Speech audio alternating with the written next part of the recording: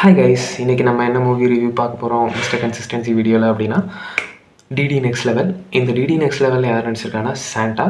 And இது வந்து DD சீரிஸுடைய 4th part.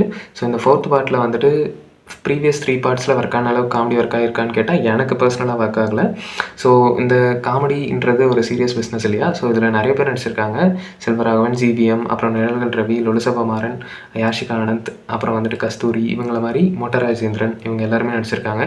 இவங்க எல்லாம் வந்து காமெடியை புல் ஆஃப் பண்ண ட்ரை பண்ணியிருக்காங்க. இதில் என்ன பெரிய சிக்கல்னால், ஃபஸ்ட்டு வந்து சாண்டா தான் எல்லா ஃபஸ்ட்டு ப்ரீவியஸ் பார்ட்ஸில் மோஸ்ட்லி காமெடி பண்ணியிருப்பார். இதில் வந்து அந்த காமெடின்றது சாண்டா கிட்டேருந்து வராது. பிகாஸ் அவர் ஒரு சீரியஸ் ட்ராக்கில் இருப்பார்.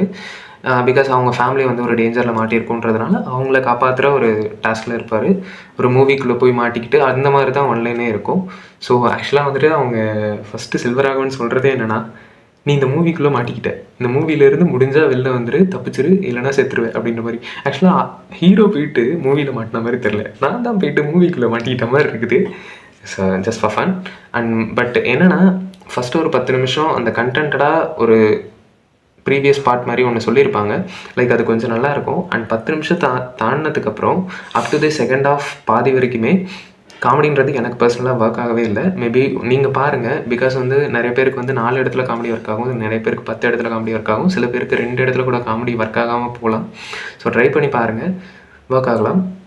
அண்டு வேறு என்ன சொல்லணும், அவ்வளோதான் கைஸ், வீடியோ முடிச்சுக்கலாம்.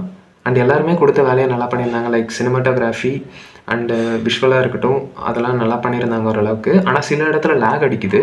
அண்டு விஎஃப்எக்ஸ் வந்துட்டு நிறைய இடத்துல லேகிங்காக இருந்தது. லைக் செல்வராகவன் வர சீன்ஸு அண்ட் அதுக்கப்புறம் வந்துட்டு இந்த பேயை காட்டுற சீன்ஸ், இதெல்லாம் வந்துட்டு சில இடத்துல பிசர் அடிக்கிற மாதிரி இருந்தது. எனக்கு மட்டும்தான் அப்படி இருக்கா என்னன்னு தெரியல. அதையும் உங்கள் கமெண்ட்ஸ், லைக், ஷேர் இது எல்லாத்துலேயுமே கொஞ்சம் பரப்பி விடுங்கள்.